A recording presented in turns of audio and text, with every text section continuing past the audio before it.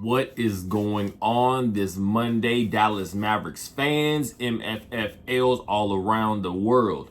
If you now have seen the Dallas Mavericks, of course, last Friday, unfortunately failed to the Denver Nuggets, 125 to 114, so dropping the Dallas Mavericks to 4-1. So the Dallas Mavericks now have to still find themselves to be able to bounce back. Now you're facing off against a team that you lost back-to-back games to last year. If you're remembering that, again, that atrocious second half of the season by the Dallas Mavericks last year, leading to not making the playoffs against the Charlotte Hornets.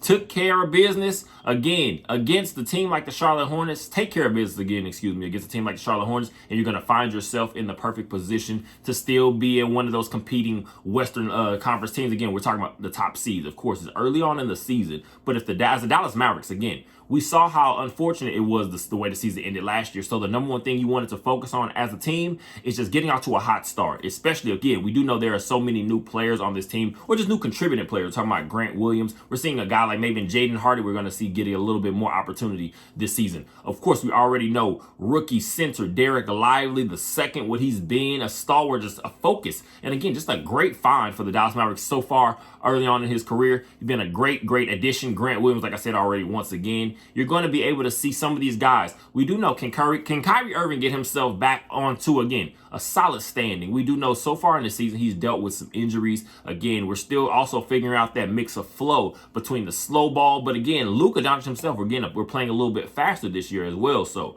that's going to be still a thing to get into. But before we get going, I want you guys to go ahead and like, subscribe, comment, share all down below. I appreciate you guys for all the support. Dallas Mavericks versus the Charlotte Hornets. Dallas Mavericks 124, the Charlotte Hornets 118. This was a game we did not see Luka Doncic at his best.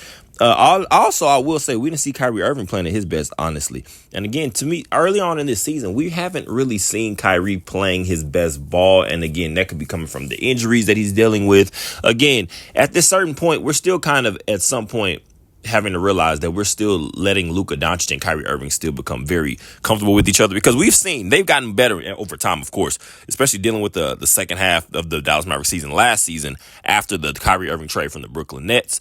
Also, throughout the entire offseason, preseason, the training camp process, and these first few games, Kyrie Irving and Luka Doncic haven't both been on the court at the same time. So this is still a work in progress, but Luka Doncic does have a 23-point game, 12 rebounds, 9 assists. To me, I will say 4 turnovers. And at certain points, I will say you can tell Luka Doncic is dealing with a little bit of the injury, because we do know his calf that he's dealing with a little bit throughout the entire, of course, his overseas international play, coming back over here with the team prior to the regular season beginning. Luka Doncic has dealt with some injuries. So we're still starting to see a little bit of laboring. And I'm going to say that comes a lot of this 1 of 9 from the 3-point line to this game. Luka Doncic, it felt at certain points that he was kind of just forcing these balls up. He's not feeling his best. We do know the Dallas Mavericks are going to start to hit a little bit of a stretch. The last game against the Denver Nuggets took a lot out of Luka Doncic. Again, talking about a 30-point triple-double, I believe, or close to it.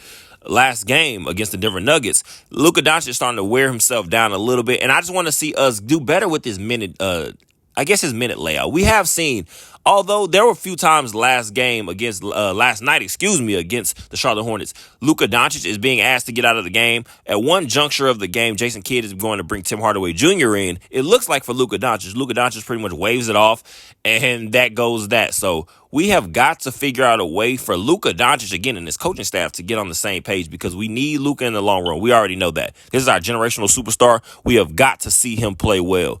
But look at this right here. Luka Doncic to Derek Lively. We've gotten so used to this already. This kid, again, this rookie, I talked about it before the draft and everything. This is a guy I was very, very aware of, because I really believe Derek Lively can be that Tyson Chandler type role player for us. We're talking about that big man, just a presence. And to me, one thing is for sure, when it comes to Derek Lively and you're watching his game and his importance on this team, Derek Lively, another dunk right here. Derek Lively is not a guy that you're going to be looking at necessarily get 10 blocks a game. But sometimes it's just that presence. Tyson Chandler wasn't always completely getting those 10 block type games. Again, we know they can come in abundance, but it's the role, it's the presence that you bring. Teams have to now second guess when they're going into the paint against the Dallas Mavericks when Derek Lively's on the court. And we see what happens when Derek Lively leaves the court. We still don't have that big man. Maxi Kleber, not a guy that I'm literally looking at as being one of those defensive stalwarts either. But at this point, Dwight Powell is not that at all. We've gotten very used to that. Teams will hunt Dwight Powell down low in the post because he is smaller of frame.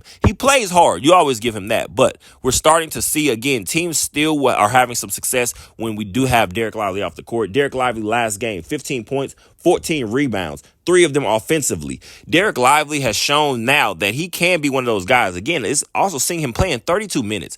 This kid is very comfortable now. And the number one issue I was thinking about a guy with Derek Lively was potentially just those foul troubles that we can see him get into a little bit. But again, if he stays out of foul trouble, Derek Lively is going to continue to improve. Also going back into it, Grant Williams, another game, a guy I'm calling for now. Of course, we know what Luka Doncic has been so far in this season, but in this 5-1 start for the Dallas Mavericks, I'm going to say Grant Williams is close to me to being one of those guys, MVP of the team so far in these first 6 games. Jaden Hardy right here with a nice shot. I'll get into him a little bit in a second.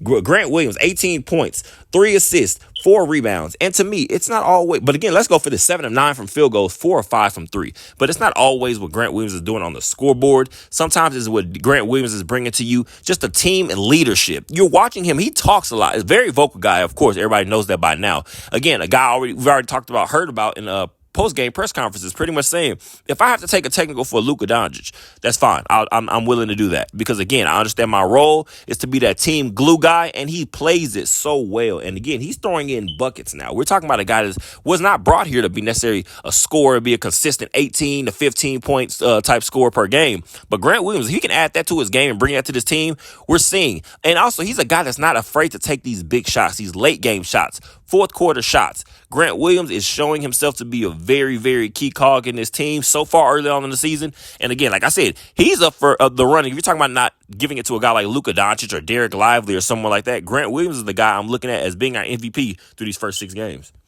And let's talk about, of course, we can get into this a little bit. Now it's starting to be a little bit of a competition. I'm going to say personally in my own eyes, the Gist coaching staff, especially Jason Kidd, is going to have to ask themselves some questions.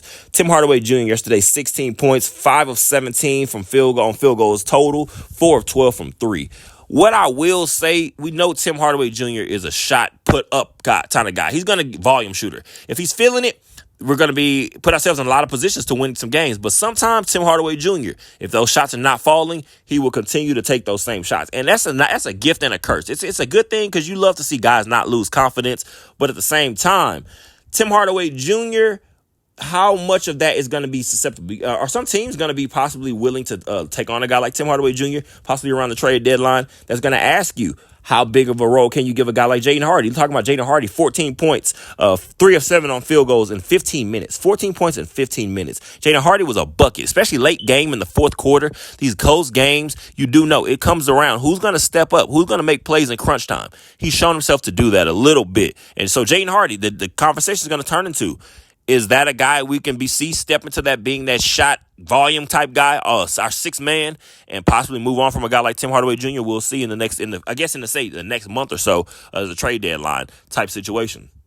Also, let's go into, of course, LaMelo Ball. We see him. He started to have a big fourth quarter, talking about the other side of the ball. P.J. Washington for the Charlotte Hornets. 20 points, 4 rebounds, 8 of 15 shooting on field goals. LaMelo Ball has such of a slow game early on. But then you talk about closer to the fourth quarter, big shot after big shot. He ends up going 5 of 10 on threes, 11 of 23 overall, 30 points, 13 assists, 10 rebounds. LaMelo Ball, again, he was making some plays. And a guy like Mark Williams, 19 points, 10 rebounds. He was giving us lots of trouble down low, especially, I'm going to say, when those Dwight Powell earlier on minutes, of course, getting those backup big man minutes. Derek Lively, again, he was just, but again, like Mark Williams, you're starting to see again, it's just one of those things. I just want to make sure this Dallas Mavericks team does lock up and get better with. And again, I'm going to say potentially I can still see us making a move, like I said, for another defensive big, because those are going to be huge in the long run. LaMelo Ball with a nice big deep 3 right here. 115 to 112. Dallas Mavericks still up. Again, Derek Lively right there with the putback. Again, it's fourth quarter crunch time. One thing I will say for sure, the Dallas Mavericks are doing a much better job at closing out games. These crunch time situations, even against saying lesser teams or weaker teams, we're starting to still see the Dallas Mavericks. These were games we were losing last year. So now if you're going to have guys comfortable, Tim Hardaway Jr. right here missing the open dunk, somehow the ball slips out to Gordon Hayward for the easy 2 right here, 119 to 116, Dallas Mavericks up, 8.4 seconds left in the game.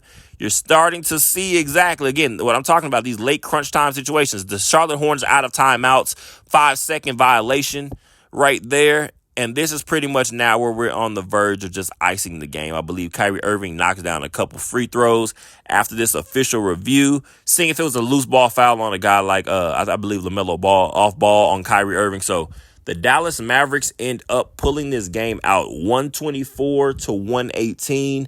This is a game where you're going to have to say, we're improving. And I want to see us continue to improve, but we still have some things to fix, and we still have some questions to ask. But for seeing the Dallas Mavericks sitting right here at 5-1 after 6 games, we cannot ask for much more than that. Again, we can talk about the competition, but at the end of the day, the NBA is about getting wins. The NBA is about handling your business. The NBA is about locking down these games that you're supposed to against a 2-4 Charlotte Hornet team. Because again, the playoff season is in the West. We know everything is very close. Everything is very tight. And you're not always going to be able to catch up at the last moment. Like we saw the Dallas Mavericks have trouble last year. Lots of easy blown games we should not have lost. So take advantage of the games that you should. Right here, the game is still, again, it's about over at this point.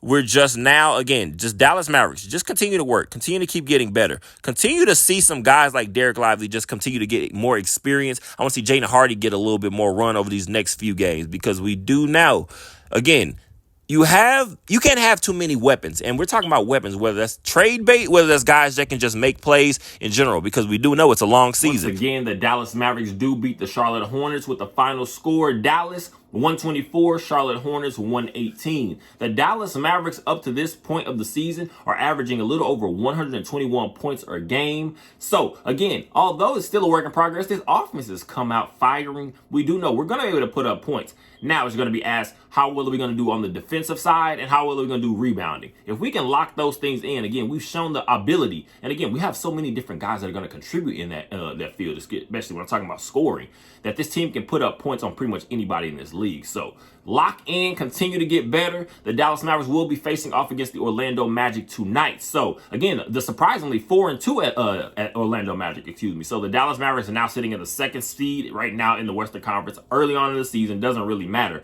but it's just good to see. Again, this team is getting off to a nice, I guess you want to say a hot start. So again, face off against the Orlando Magic tonight, a 4-2 Orlando Magic. So we do have a team that's going to be out there. They're young, they're fiery, they're ready to kind of make a name for themselves. So the Dallas Mavericks have got to come out. I'm potentially going to say, just seeing Luka Doncic laboring a little bit, I would not be surprised to not see a Luka Doncic tonight. Maybe a Kyrie Irving will be playing. But again, hopefully we can have a Luka Doncic, but I will just say early on, do not be surprised if we do not see him. We are talking about back-to-backs. And again, we need Luka in the long run of this season. So hopefully the Dallas Mavericks can come away with another win. Hopefully we can continue this hot start to the early part of the season. And as always, go Mavs.